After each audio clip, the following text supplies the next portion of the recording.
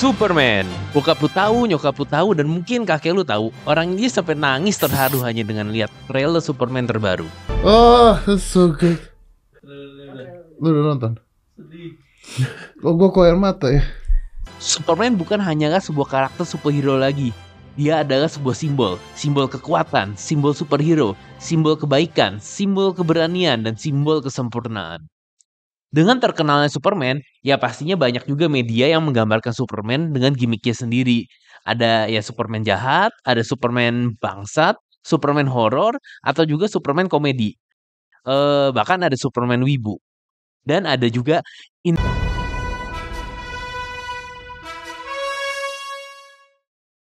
Invincible adalah komik Amerika yang dikarang oleh Robert Kirkman.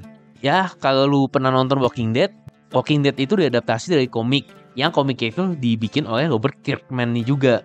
Invincible berlatar belakang di dunia di mana sudah banyak superhero seperti Marvel dan DC. Di sana pun bahkan ada Superman-nya dunia Invisible ini yang disebut Omni-Man. Omni-Man ini adalah alien ya sama seperti Superman yang dikirim ke bumi untuk melindungi bumi. Dan seperti Superman juga, dia menemukan wanita, lalu jatuh cinta, membesarkan seorang anak. Yang anak itu diberi nama Mark Grayson. Dan di komik ini kita mengikuti cerita Mark Grayson ini. Awalnya dia mulai mendapatkan kekuatan pada masa SMA. Lalu mengikuti bapaknya, dia juga jadi superhero dengan alias Invincible. Oke, sebelum lanjut nih, gue mau ngomong dulu nih. Gue yakin pasti beberapa dari kalian ada yang langsung kayak males kenapa? Soalnya pasti karena komik Amerika kan. Untuk beberapa dekade itu penjualan komik terbesar di dunia itu didominasi oleh komik Superman dan Batman. Ya itu, dua komik Amerika. Nah akhirnya nih pada tahun 2021 terjadi fenomena yang menarik nih. Batman sebagai komik yang penjualannya terbanyak kedua di dunia itu akhirnya dikalahkan sama satu komik. Komik itu ya One Piece, komik Jepang, manga. Gak akan lama lagi menurut gue One Piece pun juga akan mengalahkan Superman sebagai komik dengan penjualan terbesar di dunia. Menurut gue itu ada beberapa alasan. Oke, dua alasan krusial. Kenapa sih komik Amerika itu susah banget untuk masuk ke pasaran umum? Yang pertama sih ya simpelnya harga. Gue sih nggak tahu ya sekarang itu komik Amerika itu masih ada nggak sih di Indo? Maksudnya yang non import gitu. Kalau dulu itu ya komik Amerika itu ada di Indo, maksudnya itu lokalisasi Indo gitu. Jadi kayak manga gitu ditranslate ke bahasa Indo. Tapi itu pun seingat gue ya ini. Itu tuh dulu pas zamannya itu komik, gue beli komik Miko atau komik Naruto itu harganya itu kan masih komik 2 itu kan masih kayak 9.000 ya atau 12.000 gitu, gue lupa. Nah di situ itu komik Amerika kayak Superman, Spider-Man gitu udah 25 ribuan, bahkan setahu gue itu ada yang sampai 50.000 gitu. Apalagi itu parahnya lagi tuh halaman komik Amerika itu dikit-dikit. Paling satu komik itu biasanya 20 halaman lah ya. Itu mentok-mentok kayak 20 sampai 30 halaman lah. Nah, sedangkan komik Jepang aja, manga aja itu bisa satu komik tuh 200 halaman bahkan atau 100 sampai 200 halaman lah. Ya walaupun masuk akal, sebenarnya kan komik Amerika itu kan berwarna dan kalau lu pegang tuh bahan kertasnya tuh beda sama komik Jepang yang kayak kertas koran gitu. Tapi menurut gue sih ya di luar harga sih ada satu lagi nih concern kenapa komik Amerika apalagi komik superhero ya, komik superhero kayak Marvel di situ susah banget dikonsumsi oleh pembaca umum lah. Soalnya jujur emang komik Amerika itu susah lah untuk dicerna. Maksudnya bukan dari ceritanya ya nih. Gue kasih contoh dari manga dulu nih. One Piece ya. One Piece itu kan lu dari chapter 1 dan ya mungkin sekarang panjang banget udah chapter 1000-an, tapi lu cuma ngikutin cerita Luffy ini. Walaupun dunia besar pun kita cuma perlu ngikutin komik One Piece ini, ya udah kita tahu cerita tentang dunia ini, cerita tentang Luffy akan menjadi bajak laut dan cerita tentang karakter-karakter yang walaupun ada ribuan ini kita itu tahu gitu hanya dengan mengikuti One Piece doang. Tapi enggak dengan komik superhero Amerika ini. Tapi gue nonton film superhero itu kayak MCU gitu ya bisa ikut-ikutin aja bos. Percaya deh sama gue. Film yang diadaptasi dari komik itu udah bener-bener sangat disimplifikasikan banget. Nih gue kasih contoh ya. Lu pada gue asumsi udah pernah nonton Spider-Man 3 ya. Yang dimana itu si Peter Parker, si Spider-Man itu dapetin kostum baju hitam karena ada alien jatuh dari meteor ke bumi terus ngerasukin ya maksudnya masuk dalam kostumnya itu. Jadi kostum merah itu jadi kostum hitam. Nah, itu kan lu bisa tahu cerita itu semua dari awal masuk ke kostum, terus sampai keluar masuk ke musuhnya, jadi Venom, terus dilawan, terus mati dalam satu film kan. Nah, tapi nih di komiknya ya, kan ada komik, jadi komik utama itu namanya Amazing Spider-Man. Jadi itu di komiknya itu ada cerita, lalu setelah dia mengalahkan musuhnya, lalu tiba-tiba Spider-Man-nya hilang. Terus kalau lu baca chapter berikutnya atau buku berikutnya, komik berikutnya nih, tiba-tiba Spider-Man tuh udah datang dengan baju hitam. Bagaimana cara mendapatkan baju hitam itu? Lu harus baca komik lain. Namanya itu komik Secret Wars. Jadi di Secret Wars ini ceritanya ini ada makhluk yang ngumpulin superhero-superhero dan musuh-musuhnya itu ke luar angkasa. Nah, di kejadian ini itu Peter Parker itu akhirnya gagal ke luar angkasa dapat baju hitam itu. Ya sama kayak di filmnya, cuman ya lu harus baca komik Secret Wars ini. Nah, setelah Secret Wars ini selesai, ya udah Spider-Man itu balik ke dunianya lagi, balik ke dunia lagi. Nah, itu dilanjutin sama komik kenapa dia datang itu pakai baju hitam. Nah, habis itu kan pas balik pakai baju hitam kan dia nggak langsung aliennya keluar dari bajunya terus jadi Venom kan. Nah, itu kan ada ceritanya. Kalau di wiki ya ini disebut dengan alien kostum saga. Buat lu memahami alien kostum saga ini, lu harus baca 3 komik Spider-Man yang berbeda. Jadi dia pecah lagi itu komik-komiknya. Nah, masing-masing dari komik itu lu butuh tahu untuk kenapa si Peter Parker misalnya nanti mau ngerobek bajunya itu. Nah, habis itu contoh berikutnya itu ada lagi nih. Namanya The Clone Saga. Sebelum lanjut nih, gue mau terima kasih banget nih sama YouTuber namanya Alex Lennon. Dia bikin 70 menit video tentang history dari Spider-Man dari awal dan habis. Jadi gue gak perlu baca komiknya buat video ini. Nah, tapi bahkan di video itu dia ngomong nih, untuk ngikutin cerita Clone Saga ini ya, dia itu perlu baca 4 komik. 4 komik itu harus dibaca dan loncat-loncat gitu. Ada Web of Spider-Man, ada Amazing Spider-Man, ada Spectacular Spider-Man, dan ada juga Spider-Man. Nah, 4-4-nya itu komik yang berbeda. Tapi lu perlu baca 4-4 itu untuk ngetahuin Clone Saga ini. Nah, tapi ya intinya itu ada cloningannya Peter Parker nih. Dia tiba-tiba muncul. Nah, terus secara singkatnya itu akhirnya ketahuan kalau selama ini Peter Parker yang diikuti selama hampir ratusan komik ini ternyata itu yang cloningannya. Yang cloning itu yang aslinya malahan. Ya udah, yang kita asumsi cloningannya itu yang lanjutin jadi Spider-Man, fokus Spider-Man dan Peter Parker ya pensiun nikah gitu, sampai hamil akhirnya si Mary Jane. Nah, tapi ternyata tiba-tiba nih ya, Green Goblin yang harusnya nih ceritanya ini di situ dia udah mati, tapi ternyata belum mati, hidup lagi. Terus tiba-tiba ternyata dia mengatur yang kalau Peter Parker itu cloningan. Jadi ternyata Peter Parker itu bukan cloningan, tapi ditipu. Jadi kesannya dia cloningan. Dan tadi kan gue ngomong si Alexander ini perlu baca 4 komik untuk mengetahui cerita ini nih. Tapi buat lu mengetahui secara full ceritanya itu, secara full ya itu, lu harus baca komik segini. Nah, gimana nggak jiper lu ngikutin Spider-Man? Belum ada dunia paralel, multiverse lah gitu. Sekarang kan di MCU udah tuh. Nah, di komiknya itu setiap karakter multiverse tuh nggak setiap sih. Cuman rata-rata itu ada komiknya sendiri lagi. Bisa aja lu cuma baca yang Peter Parker doang dan mengabaikan yang karakter multiverse itu kan. Tapi nih masalahnya ya nih, di tahun 2015 ya, Marvel bikin cerita namanya Secret Wars. Nah, ini beda lagi sama Secret Wars yang itu tahun 1984, ini tahun 2015.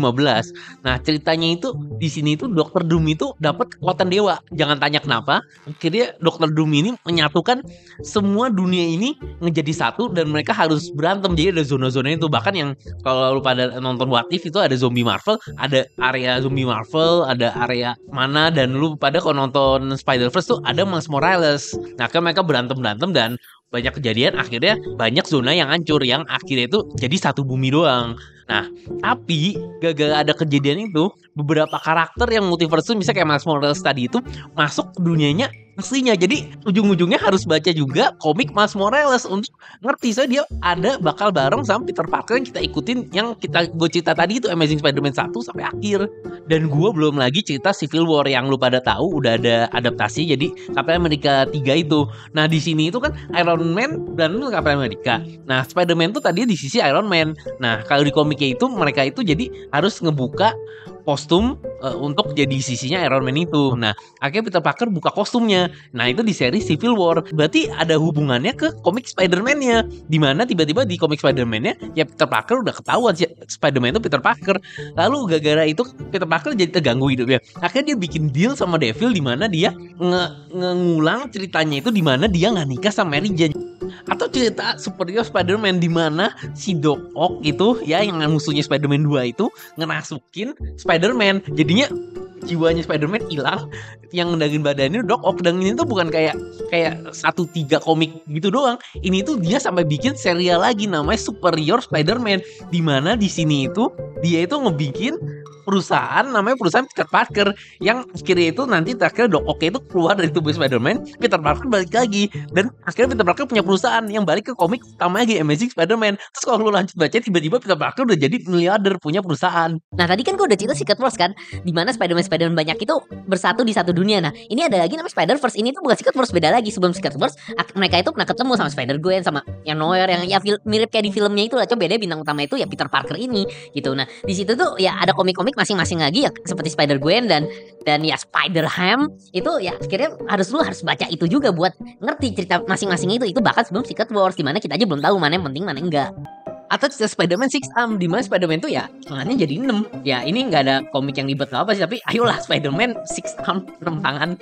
Dan komik-komik itu banyak banget, gak cuman ya tadi Amazing Spider-Man 2. Nih gue baca ini ada Sensational Spider-Man, ada Spectacular Spider-Man, ada apa lagi nih? Ya tadi bahkan gue udah ngomongin ada Superior Spider-Man, ada yang Web of Spider-Man, ada Peter Parker, ada bahkan juga ya Spider-Man doang.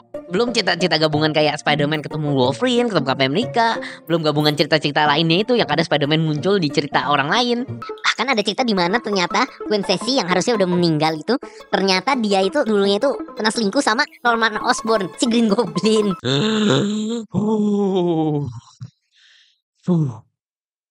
Dan apakah gue udah ngomong tentang Peter Parker belum jadi laba-laba hanya untuk hamil dan melahirkan dirinya sendiri? Komik superhero barat itu aneh dan memusingkan. Tapi lu gak perlu khawatir tentang Invisible. Oh ya, kita lagi ngomongin Invisible ya. Ya karena komik ini itu dikarang sama satu pengarang doang, dari awal sampai habis. Tapi itu aja gak membuat kenapa lu harus baca komik ini. Pertama, ayo kita bicarakan tentang dunia Invisible ini. Dunia Invisible ini tuh menurut gua menarik banget. Ya maksudnya ini tuh sebenarnya parodi dari DC Comics. Selain di bumi itu juga banyak alien-alien di luar sana. Bahkan ada orang bikin community di mana mereka itu melindungi alien-alien ini. Dan ada juga balik lagi ya seperti Omni-Man itu, Viltrumite itu. Nah ini tuh menjadi inti ceritanya, tapi ada juga inti cerita dari bumi. Jadi semuanya itu ceritanya itu saling berdempetan dengan dunia yang kompak ini, dunia yang padat ini. Dan yang bikin bagus lagi nih komik ya ini tuh karakternya. Walaupun kita hanya bisa fokus ke beberapa karakter aja, tapi menurut gue itu karakter-karakternya unik dari segi kekuatan, segi desainnya juga, bahkan karakternya pun menarik. Yang paling gue salut juga nih ya sama pengarang ini, dia itu bisa bikin karakternya itu nggak stay di satu sifat doang. Tiap kejadian itu banyak sekali karakter yang berubah sifat atau berubah pemikiran lah, berubah mindset tentang apa yang harus dilakukan di kondisi-kondisinya. Beberapa karakter yang gue suka itu seperti Robot nih. Robot itu pertama kali dikenalkan sebagai orang yang pertama ketua yang baik dari tim remaja superhero gitu, kayak Teen Titan lah gitu. Kita itu pikir dia hanya kayak robot gitu, maksudnya kita tahu dia punya sifat, tapi dia itu kayak mengikuti authority, tapi sifat itu terus berubah. Aduh, agak susah sih untuk ceritanya tanpa nge-spoilerin. Kita ngomongin yang ini deh, yang lebih simple, Rexploded. Nah itu karakter simple banget, pokoknya dia karakter yang bener-bener ngeselin lah gitu. Pokoknya kalau ini anak ada di kelas gue gak bakal temenan pasti sama dia, atau mungkin gue bahkan dibully sama dia. Walaupun begitu dia itu sebenarnya pengen mau berbuat baik, makanya dia menjadi superhero. Seiring jalan itu banyak kejadian-kejadian menimpa dia. Nah itu membuat dia mungkin self reflex. Jadi dia itu makin lama itu kita pun berasa dia itu makin tidak senyebelin tuh, walaupun tanpa ngubah karakter ya. Karakternya itu masih agak belagu gitu, tapi dia itu udah lebih tidak mengesalkan. Nah, selain superhero pun musuhnya pun sebenarnya itu sangat menarik, bener-bener menarik bahkan bisa dibilang. Musuh dari Invisible ini itu bukannya semuanya itu pure jahat gitu. Ada yang karena misunderstanding, ada juga yang emang dia suka kekerasan, atau ada juga yang dia melakukan ini karena menurut dia ini untuk kebaikan, bukan kebaikan dia doang, kebaikan dunianya gitu. Kita ambil contoh, ini salah satu musuh yang paling sering muncul berkali-kali, yaitu Mauler Twin. Ya ambisi dia itu menguasai dunia, ya biasa banget. Tapi kenapa mereka mau menguasai dunia? Karena mereka itu sebenarnya bukan kembaran. Mereka itu sebenarnya cloningan dari yang asli. Tapi karena cloningan ini sangat sempurna ya, mereka itu nggak tahu mana yang cloning, mana yang asli. Jadi itu tujuan mereka menguasai dunia itu ingin nunjukin satu sama lain mana yang lebih hebat, untuk menjadi pengakuan kalau dia itu yang asli. Ada satu cerita yang menurut gue lumayan menarik banget nih. Jadinya si Mauler Twin itu kan ada dua nih. Satunya itu mati dan satunya terluka parah. Nah, yang terluka parah ini akhirnya nge-cloning dirinya sendiri. Cloningnya itu perfect, masih kayak baru gitu. Tapi yang aslinya kan udah kelihatan luka kan. Jadi udah ketahuan mana yang asli, mana yang palsu. Nah, kan udah tahu nih yang asli, berarti tujuan mereka udah tercapai. Tapi si asli ini arogan.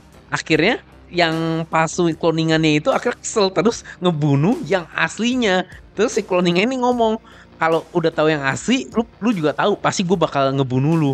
Terus selama ini mereka ngapain aja kalau gitu? Menurut gue ini menarik banget dan lucu banget karakternya jadinya. Lalu ada juga karakter namanya Cecil.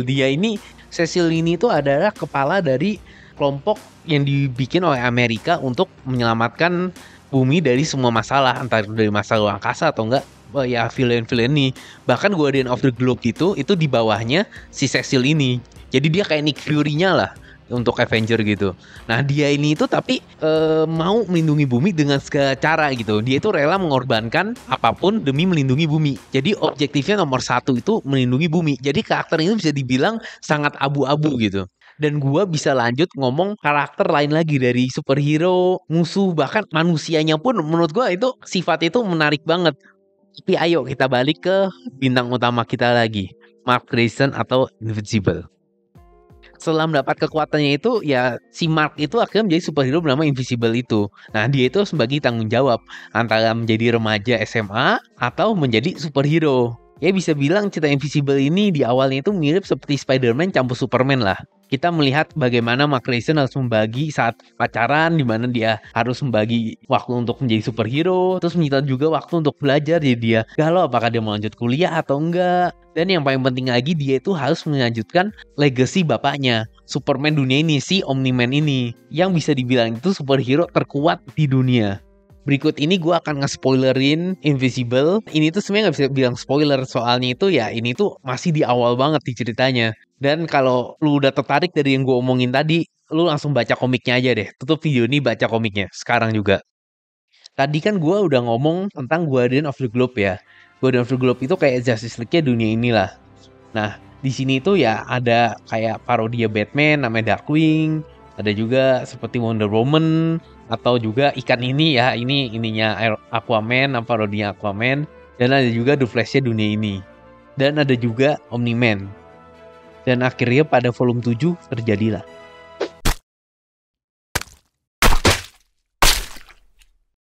Semua anggota Guardian of the Globe dibunuh. Dengan membalik beberapa halaman, kita langsung tahu pelakunya.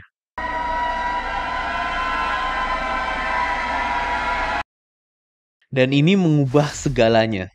Omni-Man datang ke bumi bukan untuk melindungi bumi, tapi untuk menyiapkan bumi karena mereka akan ditaklukkan oleh bangsa Omni-Man ini. Invisible rilis pada tahun 2006 dan pada masa ini tuh Superman jahat itu masih bukan konsep yang umum. Sekarang itu memang udah umum banget kayak di The Boys atau bahkan di komik Injustice Superman sendiri jadi jahat. Tapi pada masa itu Superman jahat itu masih belum umum lah. Karena itu di dunia perkomikan Invisible ini menjadi hal yang sangat-sangat besar. Tapi ya dengan ada Superman jahat ini bukan berarti ini satu-satunya daya tarik Invisible. Karena sebenarnya itu kita itu nggak difokusin sama Superman jahat itu sendiri. Kita masih difokuskan pada anaknya. Sesuai judulnya, Invincible. Pada volume 8, setelah Guardian of the Globe dibunuh oleh Omni-Man, Mark merayakan ulang tahun dengan teman-temannya dengan menonton film zombie kesukaannya. Setelah temannya pulang, dia bertemu dengan ayahnya. Lalu ayahnya mengajak menonton film zombie lagi. Kita melihat bagaimana harmonisnya keluarga ini. Ibu Debbie mengintip dan tersenyum.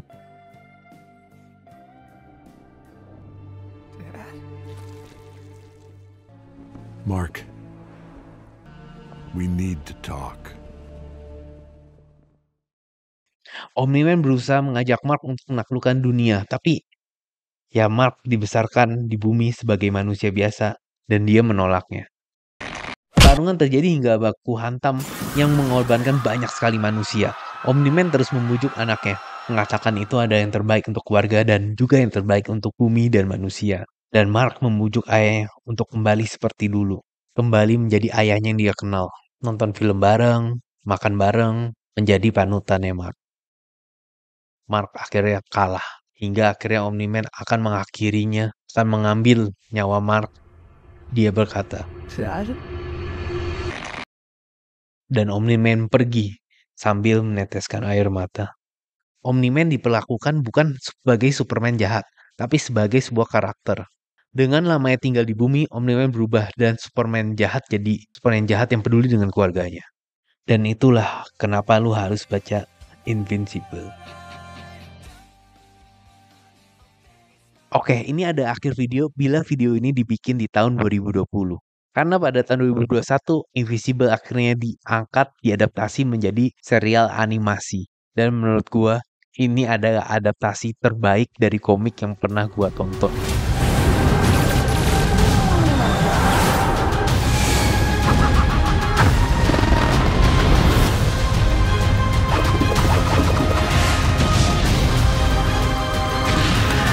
I wasn't ready before.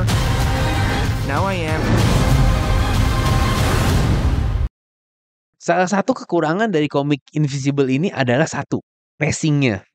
Gua tadi menceritakan bagaimana Omni-Man ngebunuh Guardian of the Globe dan akhirnya tawan oleh Mark. Sebenarnya itu di komiknya itu bahkan Guardian of the Globe itu nggak pernah dimunculkan. Dia itu dimunculkan di volume yang sama di mana mereka dibunuh. Jadi intinya mereka muncul, dikenalkan sesuatu, abis itu beberapa halaman berikutnya mereka mati.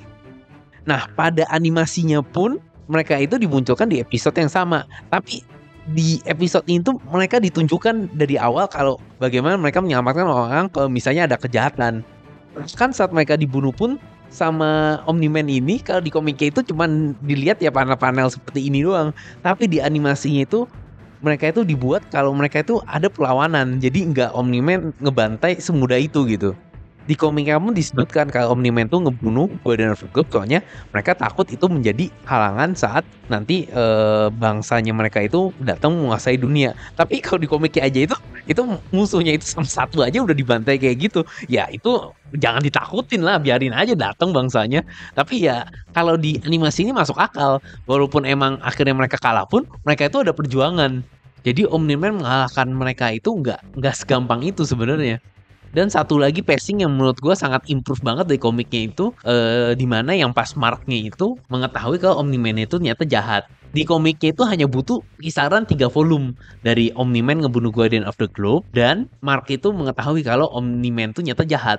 Nah di animasinya itu Omni-Man ngebunuh Guardian of the Globe di episode 1 dan Mark tahu kalau Omni-Man itu jahat di episode terakhir dari season itu. Jadi sama satu season itu kita tahu Omni-Man tuh ngebunuh Guardian of the Globe. Tapi seluruh manusia di dunia, Invincible anaknya bahkan istrinya pun nggak tahu kalau Omni-Man tuh jahat. Nah posisi kita itu di sini nonton kita udah tahu Omni-Man pembunuhnya. Tapi kita itu penasaran gimana reaksi orang-orang, gimana reaksi istrinya, gimana reaksi anaknya saat mereka tahu kalau Omni-Man tuh adalah yang ngebunuh Guardian of the Globe dan ternyata Omni-Man tuh jahat. Jadi singkatnya itu menurut gue world buildingnya tuh bagus banget di sini. Mereka itu membuat ceritanya lebih pelan pacingnya, tapi tapi nggak berhenti juga gitu. Saat di satu season tuh mereka nggak ngomongin doang, mereka ngomongin bagaimana Marknya itu harus ya juggling hidupnya sama kekuatan superhero-nya, lalu ngelawan musuh-musuh. Selain pacing juga karakternya pun lebih diperkuat gitu. Maksudnya di komiknya pun karakternya sebenarnya sudah menarik, tapi kurang sedikit bumbu-bumbu yang buat mereka lebih real gitu, lebih seperti manusia beneran. Menurut gua karakter yang dibikin lebih menarik lagi di animasinya ini ada karakter penjahatnya. Ada scene di mana 5 menit digambarkan seorang perampok, sepasang perampok yang sebenarnya mereka melakukan ini karena butuh uang, bukan karena mereka mau jadi jahat. Mereka nggak perlu melakukan ini, tapi ya mau nggak mau mereka melakukannya.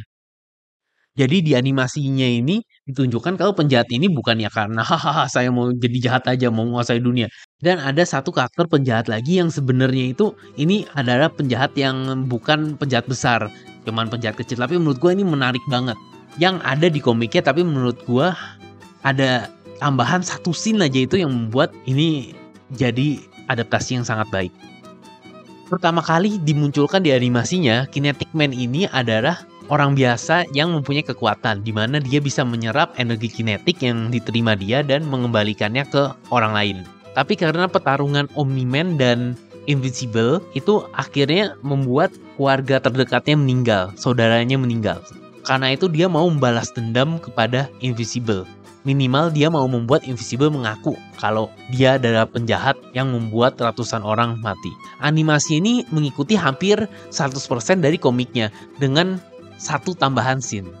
Saat sedang membuat rencana untuk membalaskan dendamnya, ada scene ini.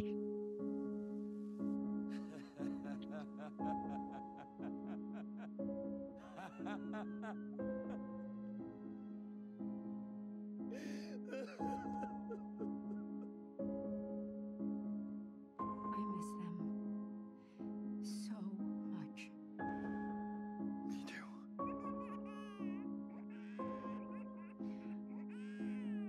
My little Jack.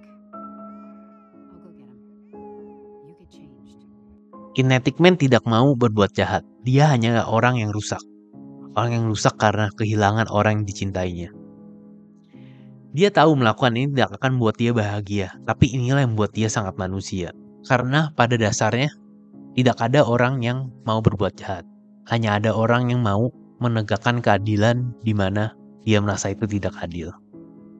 Ya sejauh ini sih baru 3 season, tapi 3 season itu menurut gua nggak ada yang benar-benar mengecewakan banget. Dia nggak hanya copy paste dari komiknya, tapi menambahkan dan menurutku yang ditambahkannya itu sangat-sangat bagus, sangat-sangat cocok pada ceritanya dan memperbaiki apa kekurangan dari komik itu. Gue udah banyak bercerita kenapa Invisible adalah cerita fiksi yang menarik. Tapi menurut gue alasan besar kenapa lu harus nonton atau baca dari animasi atau komik Invisible ini bukan karena ini media superhero. Bila lu suka nonton Iron Man atau Captain America, maka mungkin lu belum tentu suka Invisible. Dan banyak juga orang menyamakan Invisible dengan Spider-Man sama. Tapi menurut gue sih kedua cerita itu beda banget. Ada satu momen pada bagian akhir dari komiknya di mana Mark tiba-tiba kembali ke masa lalu. Atau kalau di komiknya, kembali pada volume 1. Tapi kali ini dengan ingatan yang dia punya. Ingatan bagaimana bapaknya ternyata alien jahat. Ingatan bagaimana banyak kejadian membuat orang terdekatnya terbunuh. Ratusan jutaan terbunuh. Dengan semua pengetahuan ini, Mark menghentikan bencana yang akan terjadi. Pada saat Mark kembali ke masa lalu ini, Mark sudah punya keluarga. Ya gue gak akan memberitahu siapa istrinya karena itu kan spoiler. Tapi intinya dia punya keluarga, punya istri dan punya anak. Sebelum membunuh Guardian of the Globe, Mark mengajak bicara ayahnya dan membuat Omni-Man menghentikan rencananya. Ini menghentikan pembunuhan Guardian of the Globe dan jutaan manusia. Mark juga mengetahui serangan mendadak dari alien-alien atau musuh-musuh lainnya, sehingga superhero bisa menghentikan semuanya, menyelamatkan jutaan manusia di bumi, bahkan miliaran makhluk di alam semesta. Semua menjadi lebih baik. Semua menjadi lebih baik. Tapi semua itu dengan pengorbanan. Karena di dunia ini, Mark tidak berkesempatan jadian dengan pasangan istrinya menyebabkan anaknya tidak dilahirkan. Tapi inilah apa artinya menjadi superhero. Mengorbankan segalanya untuk kebaikan makhluk hidup yang lebih banyak. Pada akhirnya Mark kembali ke masa lalu karena Tuhan memberi kesempatan lagi untuk memilih satu orang ke masa lalu untuk memperbaiki dunia yang sudah rusak ini. Dari semua makhluk di dalam semesta, Tuhan ini memilih Mark the Invisible karena dia tahu Invisible ini mau membuat dunia menjadi lebih baik. Tahu karena mereka tahu kebaikan hati Mark. Bagaimana dia berusaha, bagaimana sakitnya dia berusaha untuk menjadikan dunia yang menjadi lebih baik. Sebagai seorang Invisible, sebagai seorang superhero. Karena itu Mark pasti akan melakukan pilihan yang... Mark menjawab tidak. Dia mau kembali ke dunianya walaupun itu akan menghilangkan timeline di mana semuanya selamat. Mark memilih kembali ke waktu di mana jutaan atau bahkan miliaran orang meninggal. Dunia di mana dia tahu akan ada peperangan intergalaktik yang akan membunuh miliaran makhluk di galaksi ini. Dunia yang menyakitkan. Karena apa? Karena egoisnya. Dia di komik atau film superhero lainnya, entah Spider-Man atau Superman, mereka akan memilih apa yang terbaik untuk dunia. Bahkan Spider-Man telah melakukan ini beberapa kali. Dan ini bukan karena waktu damai ini ada ilusi, ini ada nyata. Mark bisa menyelamatkan miliaran hidup hanya dengan mengorbankan keluarganya sendiri. Tapi sekali lagi, Mark memilih ini untuk kebahagiaannya dia sendiri, untuk keegoisannya. Manusia adalah makhluk yang egois. Egois sendiri bukan hal yang buruk, itulah bagian dari manusia. Setiap manusia memiliki keegoisannya masing-masing dan Mark adalah manusia. Tentunya dia mau melakukan yang terbaik untuk semua orang, tapi kadang Mark gagal. Mark melakukan kesalahan. Mark berubah pikiran beberapa kali di seri ini. Untuk beberapa kali prinsipnya dilawan dan dia berubah pikiran. Karena dia hanya seorang manusia. Kita membaca atau menonton perjuangan Mark dari awal hingga akhir. Kita menyaksikan manusia dengan tanggung jawab yang besar. Semua karakter di Invisible banyak yang konyol, banyak yang aneh. Tapi pada akhirnya mereka hanyalah manusia. Penjahat melakukan kejahatan bukan hanya karena mereka jahat. Orang baik pun kadang melakukan kesalahan. Tapi itulah manusia. Invisible bukan menceritakan seorang superhero. Invisible adalah cerita seorang manusia yang diberi banyak pilihan. Bisa menjadi superhero, pilihan melindungi orang yang tercinta. Sama seperti kita, semakin besar lu harus mengambil keputusan. Karena itu lu harus membaca Invincible.